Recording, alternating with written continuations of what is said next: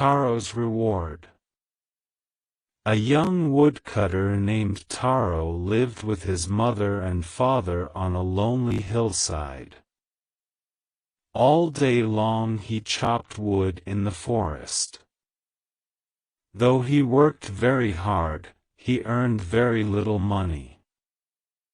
This made him sad, for he was a thoughtful son and wanted to give his old parents everything they needed.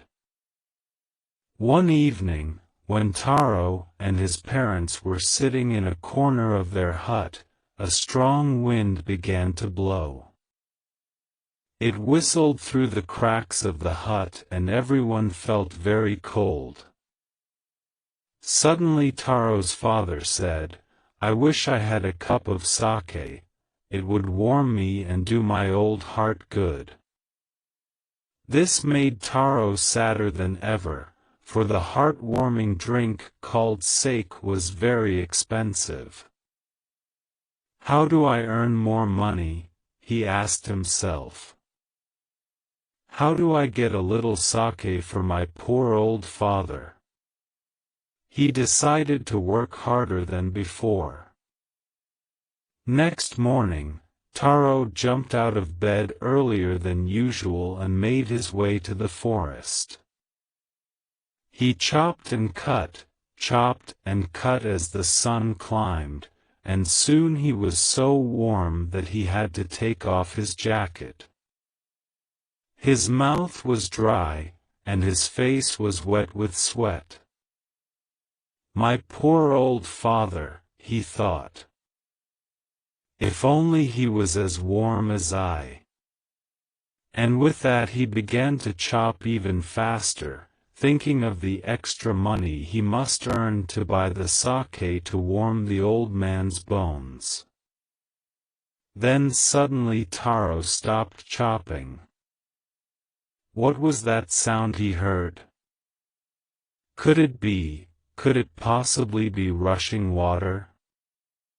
Taro could not remember ever seeing or hearing a rushing stream in that part of the forest. He was thirsty.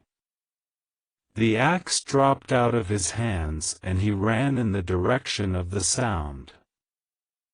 Taro saw a beautiful little waterfall hidden behind a rock.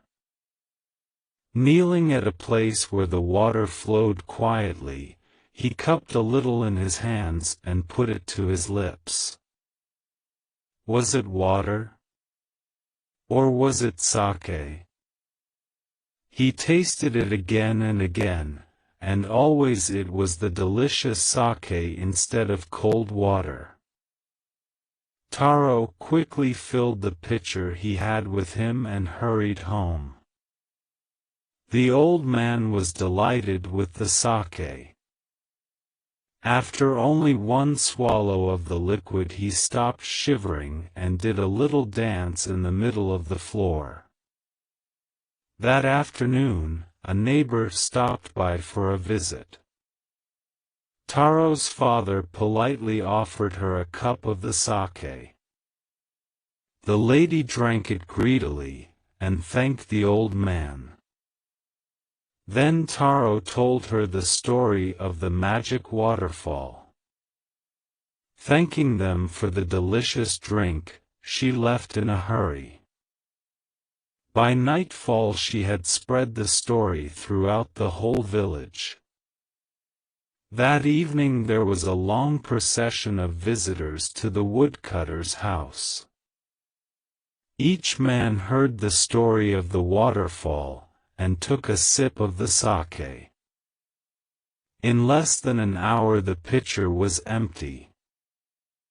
Next morning, Taro started for work even earlier than the morning before.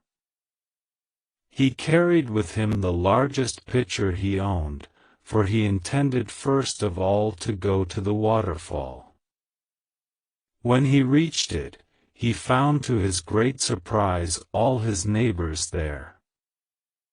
They were carrying pitchers, jars, buckets, anything they could find to hold the magic sake.